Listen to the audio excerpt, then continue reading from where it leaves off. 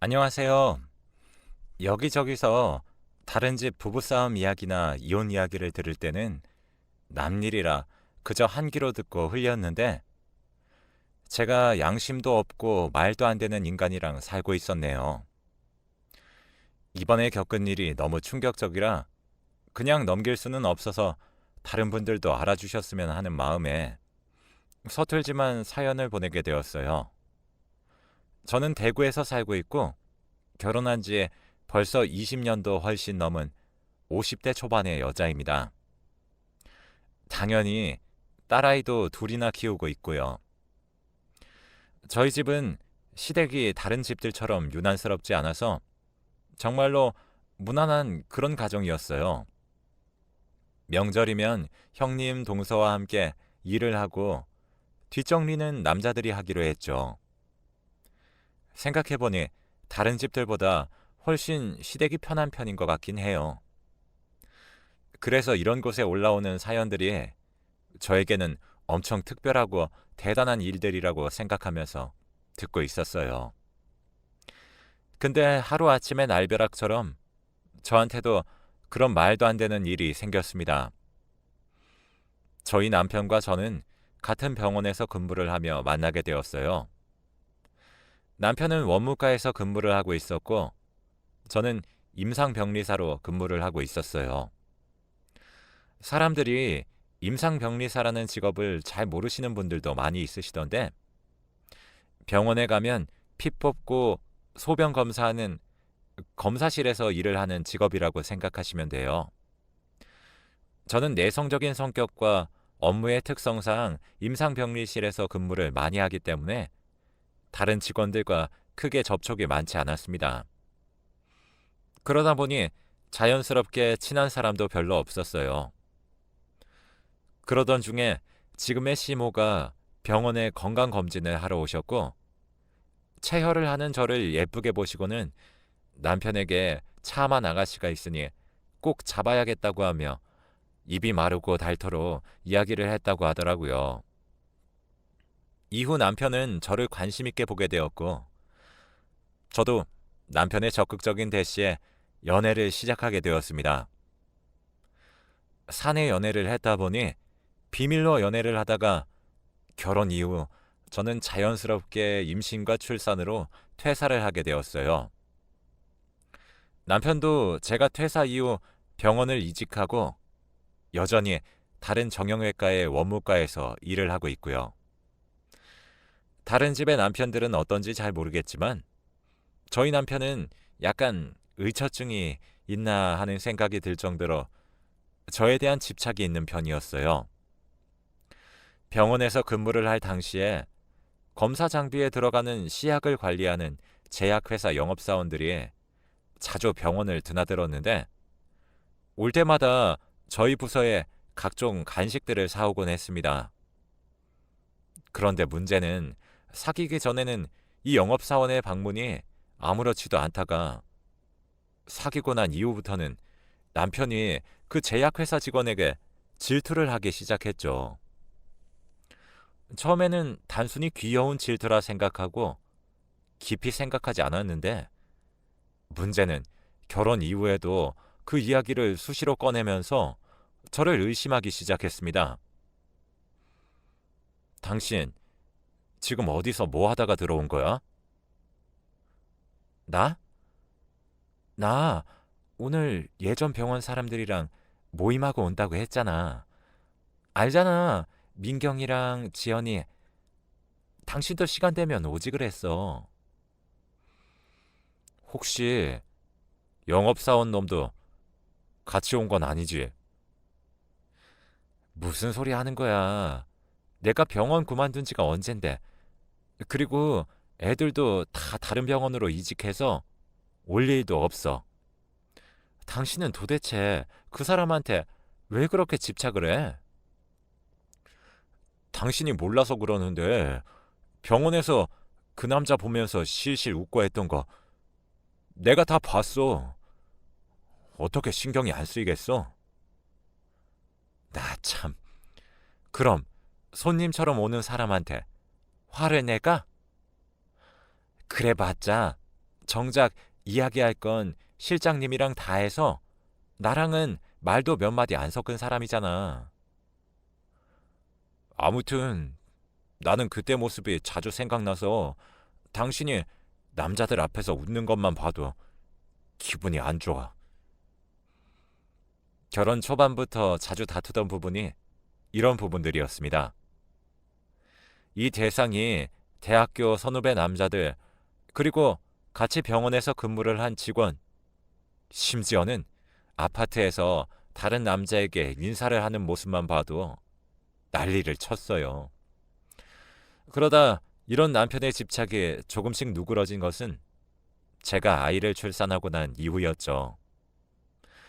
아무래도 아이를 출산하고 나니 그 이후로는 육아에 정신이 없어서 집 밖으로 나갈 일도 별로 없었고, 제가 아이와 함께 다니니까 누가 봐도 유부녀 같아서 안심이 되었다고 하더라고요.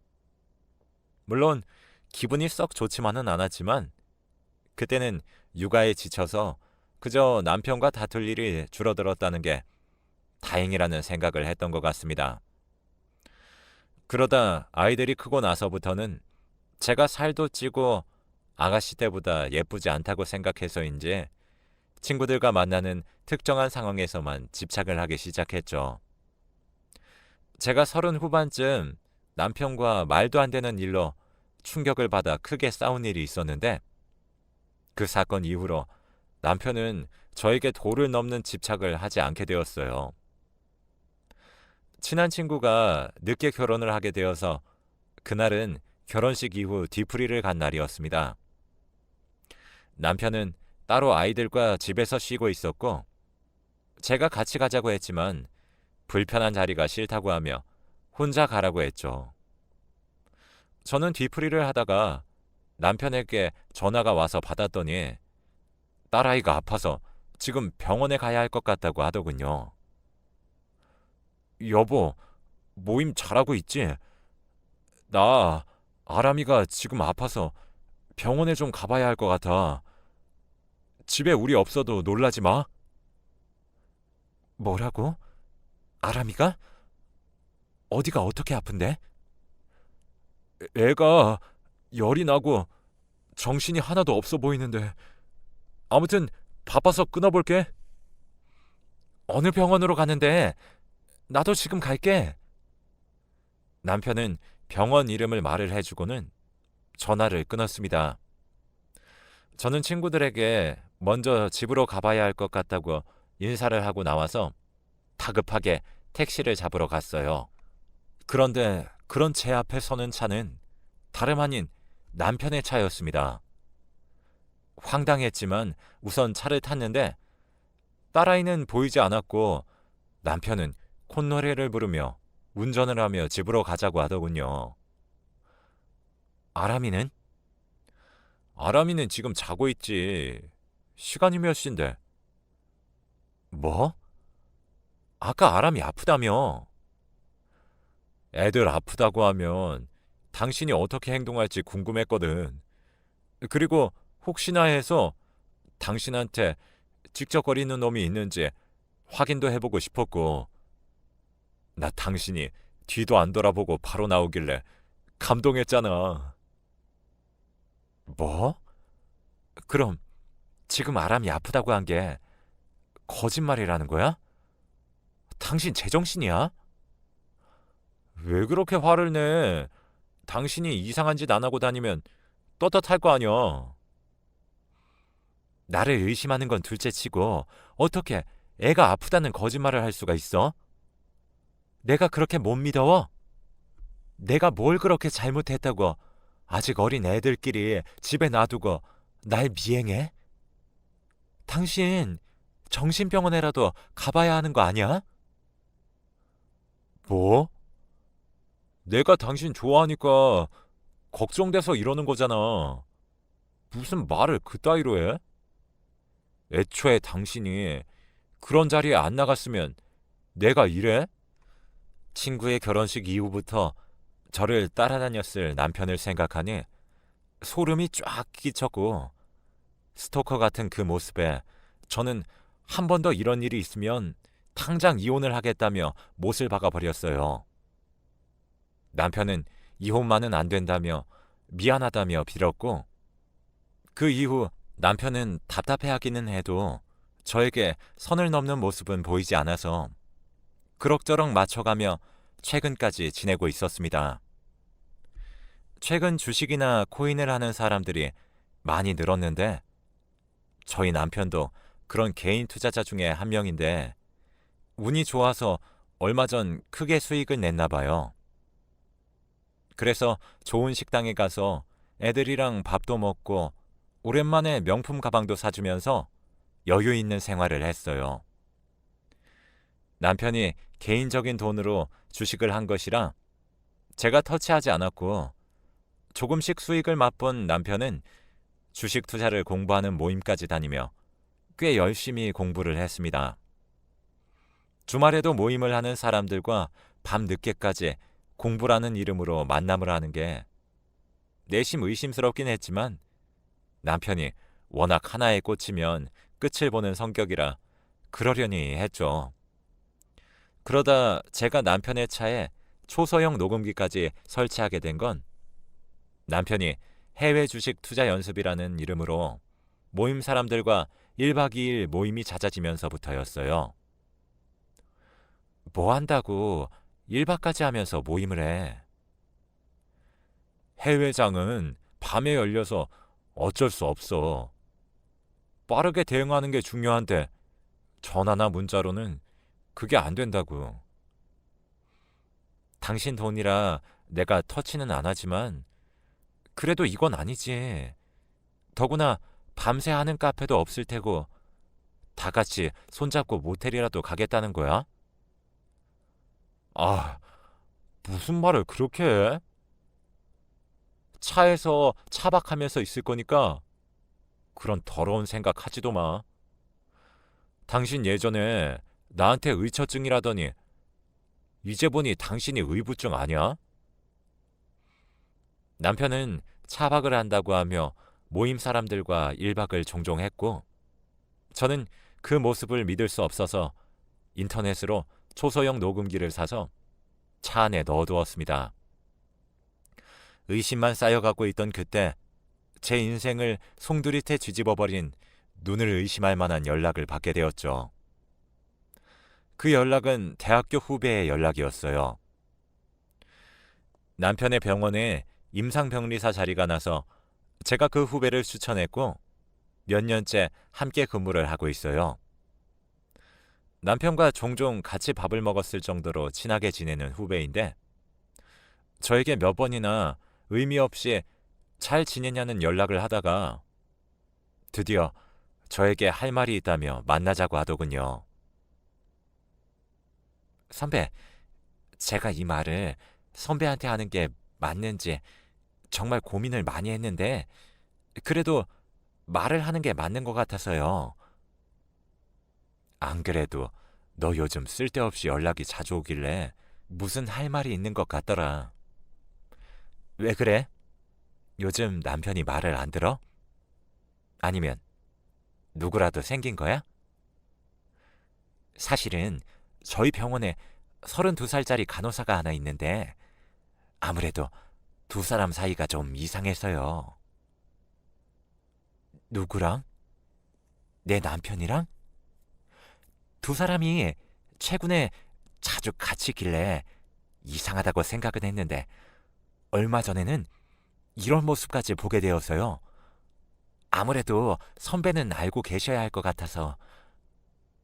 그리고 후배는 조심스럽게 휴대폰 하나를 저에게 내밀었고, 거기에는 사람이 없는 물리치료실에서 연인 같아 보이는 두 사람이 찍혀 있었습니다. 원래 점심시간 때 직원들이 물리치료실에서 낮잠을 자주 자는데 그날은 후배가 속이 안 좋아서 밥도 안 먹고 물리치료실에 커튼을 치고 누워 있었대요. 일찍 자러 들어갔더니 사람도 한 명도 없어서 편히 쉬고 있었는데 남편과 그 간호사의 목소리가 들리기 시작했다고 합니다. 두 사람도 일찍 낮잠을 자러 왔나 생각을 하고 있었는데 두 사람의 대화 내용이 심상치 않아 살짝 커튼을 걷고 보니 연인같이 다정한 모습을 보이고 있었다고 해요. 너무 놀라서 무음 카메라로 그 모습을 찍은 거죠. 저한테 말을 해야 할지 말아야 할지 몰라서 망설이고 또 망설이다 힘들게 말을 했다는 후배의 표정은 제가 아니라 후배 남편이 바람을 피운 것처럼 좋지 않았죠. 저는 대충 예상을 했었다고 하며 아무렇지 않은 척 했지만 집으로 돌아오는 길에 계속 온몸이 떨리더라고요.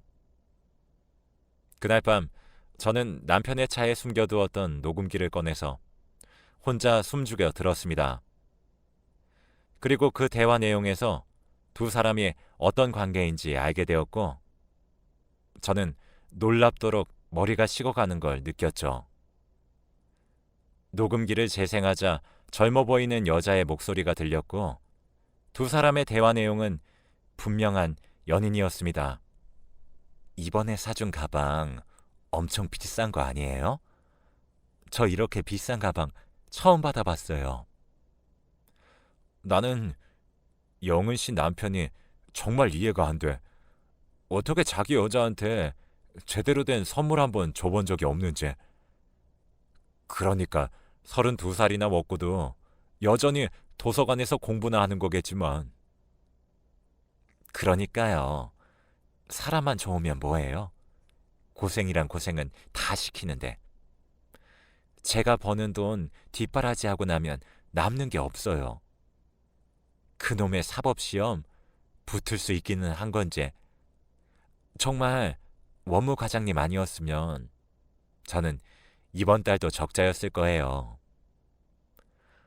앞으로도 내가 영은 씨는 챙길 테니까 돈은 걱정 마.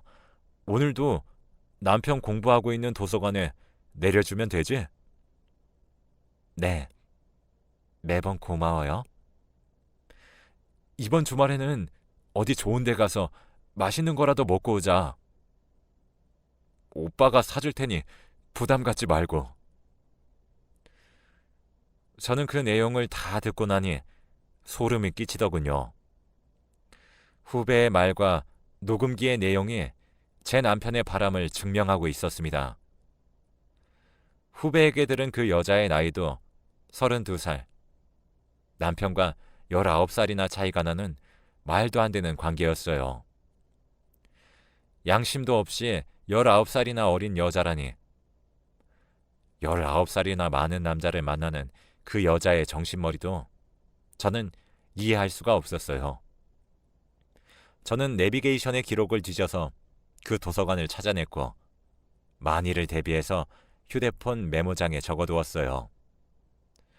그리고 그 다음날 퇴근을 하고 남편에게 밖에서 이야기를 하자고 불러냈습니다. 참, 아이들 앞에서 남편의 외도 사실을 이야기할 수는 없었고 결국 그 전날 모든 바람의 사실을 알게 된 남편의 차에서 이야기를 했죠. 당신 나 몰래 바람 피워? 그게 또 무슨 소리야? 당신 요즘 정말 정신이 좀 이상한 거 아니야?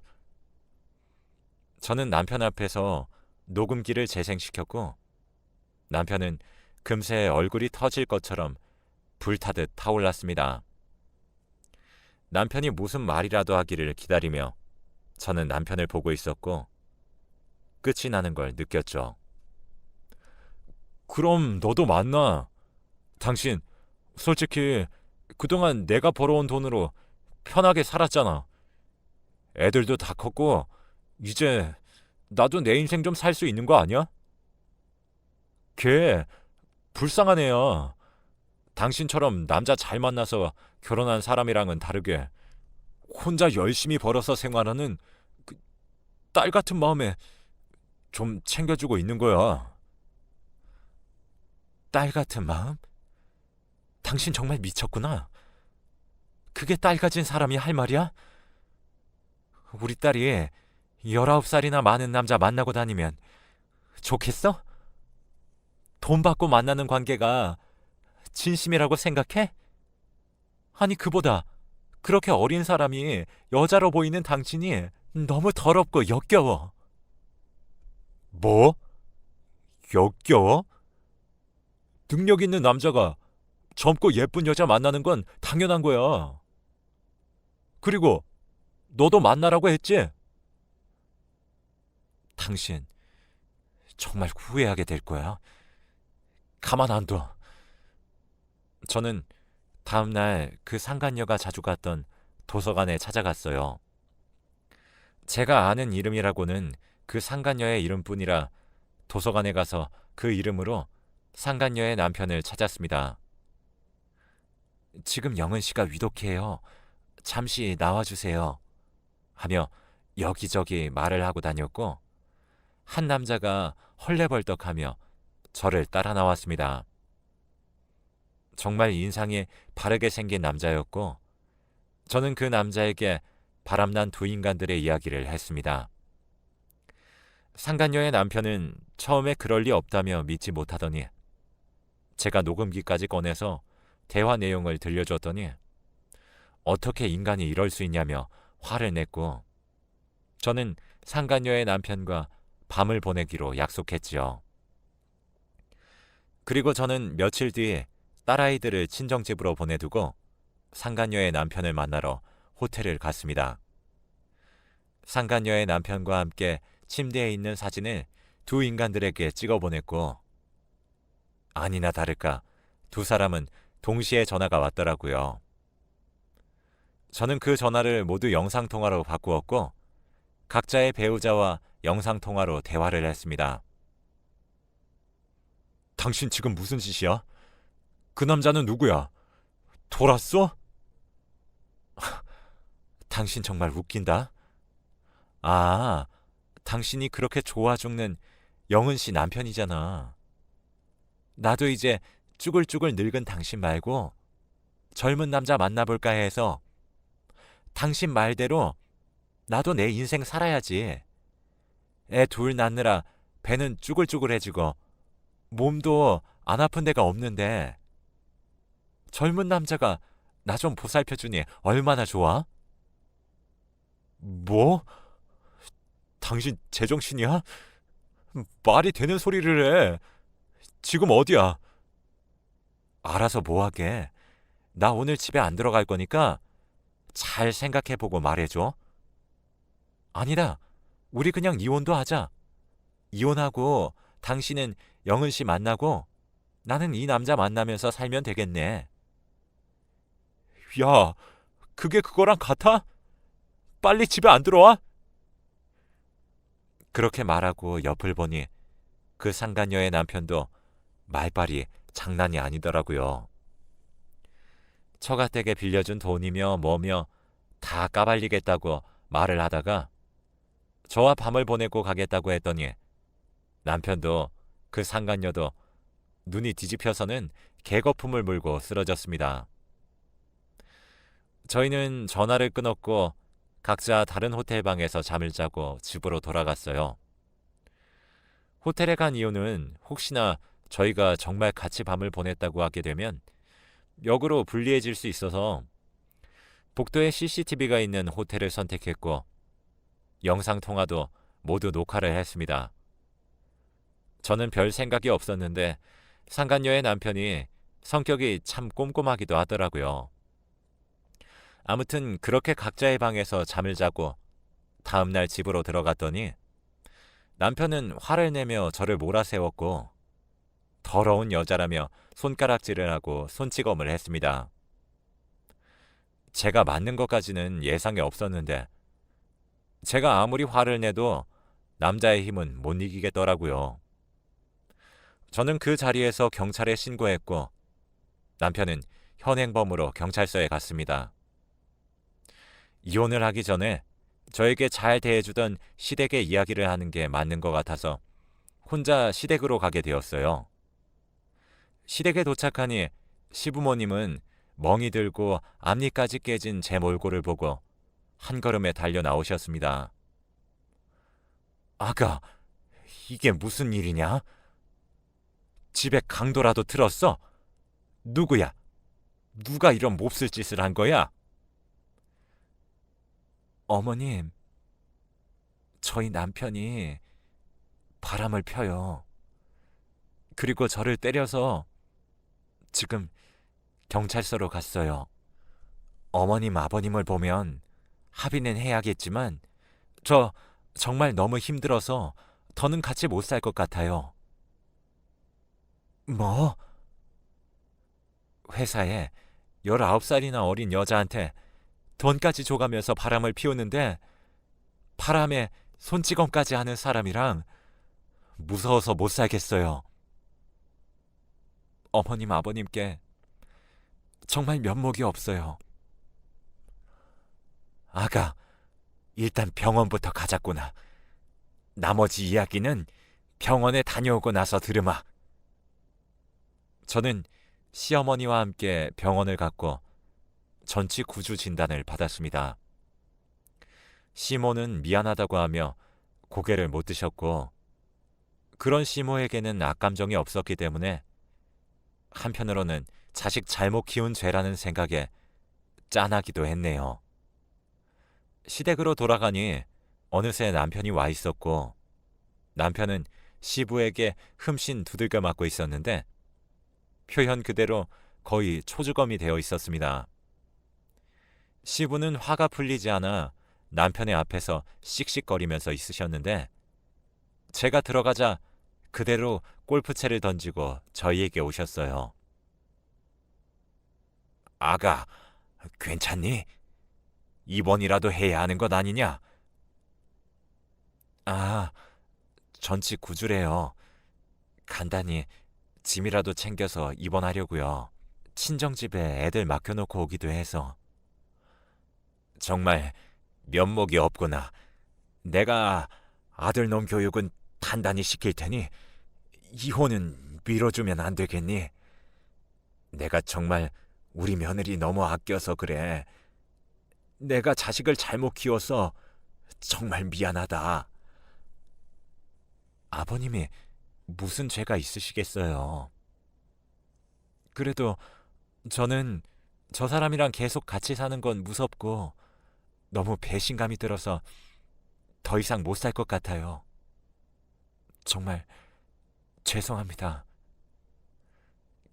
그래, 그렇겠지. 이해해. 이해한다. 그래도 이렇게 하루아침에 이혼을 한다고 하니 내가 너무 속상하구나. 시모는 저를 껴안고 한참을 우셨고 그러는 와중에도 남편은 저에게 한마디도 안 하더라고요. 저는 정말 너무 괘씸했어요. 처음에는 그냥 제 기분을 느껴보라고 복수를 하고 싶은 마음에 상간녀의 남편과 꾸민 일이었는데 그 대가가 폭행이라는 사실에 이대로 이혼만 하는 건 너무 억울했습니다. 남편의 외도와 폭행으로 저는 꽤 큰 금액을 위자료로 받았지만 돈으로 제 마음을 치유할 수는 없었죠. 나중에 그 상간녀의 남편에게 들어보니 그쪽은 여자가 이혼을 못하겠다고 하는 바람에 소송까지 진행하고 있다고 했고 상간녀의 남편은 단단히 준비를 하고 있더군요. 알고 보니 그 상간녀가 바람을 피운 게 이번이 처음이 아니라서 위자료를 내도 아주 두둑히 준비를 해야 하는 지경이었죠. 저는 몇 달이 지나고 나서 남편과 그 상간녀가 버젓이 함께 근무를 하고 있는 정형외과 병원으로 작은 선물을 보냈습니다. 혹시 장사를 하는 가게 앞에 보면 세로로 커다랗게 배너가 서 있는 걸 보신 적이 있으신가요? 대부분 메뉴나 할인하는 품목 같은 걸 광고하기 위해서 많이 쓰는데 그게 가격이 얼마 안 하더라고요. 그래서 저는 남편과 그 상간녀의 얼굴을 봤고 이대호, 하트, 박영은 이 병원의 1호 불륜 커플의 앞날을 응원합니다. 두 분 꼭 재혼하시길 바래요. 19살 연상남의 전 부인이라고 써서 세워뒀어요. 처음에는 병원 사람들도 그런 게 세워져 있는 줄 모르고 있다가 환자분들이 하도 손가락질을 해서 병원 밖으로 나오니 제가 준비해둔 배너를 확인하고는 난리가 났다고 해요. 그 병원에서 일하는 후배는 아주 배를 잡고 깔깔거리며 병원이 한바탕 난리가 났다고 전화가 왔길래 저는 종지부를 찍으러 그 병원으로 갔습니다. 제가 병원에 들어서자 남편은 저를 향해 죽일 듯이 걸어왔고 저는 그 자리에서 무릎을 꿇고 싹싹 빌었어요. 여보, 아니 대호 씨, 미안해요. 제발 때리지 마세요. 당신 지금 뭐 하는 거야? 이혼했으면 된 거지. 병원 앞에 그거 뭐야? 네? 선물이 마음에 안 드셨어요? 저는 두 사람이 잘 되었으면 하는 마음이 한 건데, 그리고 제발 저 때리지 마세요. 저 지금 전에 맞은 것 때문에 아직 환자예요. 아주 나를 매장시키려고 작정을 했구나. 이제 알았어? 당신 병원에서는 몰래 비밀 연애한다길래 그게 취미인가 해서 나랑 결혼 전에 연애할 때도 비밀 연애 하자더니 지금도 비밀 연애 하잖아. 혹시 다른 직원도 또 만나고 있는 거 아니야? 뒤가 그렇게 구리니까 숨어서 만나지. 내가 두 사람이 너무 기가 막혀서 세상에 이런 일이 신고하려다가 참고 이 정도로 끝내는 거야. 아, 그리고 당신 부모님 봐서 많이 참고 있는 거라고. 마음 같아서는 버스 광고에도 쓰고 싶은데 당신 부모님이 불쌍해서 이 정도로 끝내는 거고, 그리고 지 주제 파악도 못하고 19살이나 어린 여자한테 돈이나 뜯기면서 아휴, 쪽팔린 줄 알고 살라고. 너 내가 명예훼손으로 고소할 거야. 고소해라, 이 쫌생이 자식아. 너한테 받은 위자료 너한테 쓰는 거라 아깝지도 않거든. 저는 그렇게 난리를 치고 후다닥 병원 밖으로 나왔는데 뒤에서 진료를 보러 온 어르신들이 남편을 향해 한 소리씩 하기 시작했고 얼마 뒤에 남편과 그 상간녀는 결국 그 병원에서 잘렸어요. 제가 왜 병원까지 가서 그 난리를 친 줄 아세요? 사실 대부분 그렇지만 의료 계통도 소문이 정말 빠르거든요. 아마 두 인간 모두 앞으로 병원에서 근무를 하기에는 쉽지 않을 거예요. 소문이라는 게 원래 사람을 쫓아다니잖아요. 그리고 후배도 이미 업계 사람들한테 소문을 쫙 내고 있다고 하니 병원 근처에서는 고개도 못 들고 다닐 겁니다. 지금은 그 일로부터 8개월이나 지났는데 어제 상간녀 남편한테 전화가 왔어요. 상간녀가 하도 매달려서 지금도 이혼 소송 진행 중인데 그 여자가 저희 남편을 아주 대차게 차버렸다고 하더라고요. 눈치도 없는 남편이 상간녀한테 이혼하고 재혼하자고 했다는데 상간녀는 그 말을 듣고 그저 돈 하나 때문에 만난 것뿐이라고 하면서 도망치듯 헤어졌대요. 남편은 바람 펴서 가족들한테 외면당하고 자식들 볼 낯도 없고 그렇게 좋다던 상간녀한테도 버림받았네요. 언감생심 19살 어린 여자가 말이 되나요? 나 참 아주 낙동강 오리알 꼴이 된 남편을 보니 속이 다 시원합니다. 나중에 남편이 늙어서 혼자 벽에 똥칠을 하는 이야기도 좀 듣고 싶은데 시댁이랑은 연락을 안 해서 소식을 들을 데가 없는 게 아쉽네요. 제 이야기를 들어주셔서 감사합니다. 혹시 바람 피우고 싶은 사람이 있으시다면 잘 기억해 주세요. 부부간의 의리를 배신하면 저희 남편 꼴 나는 겁니다.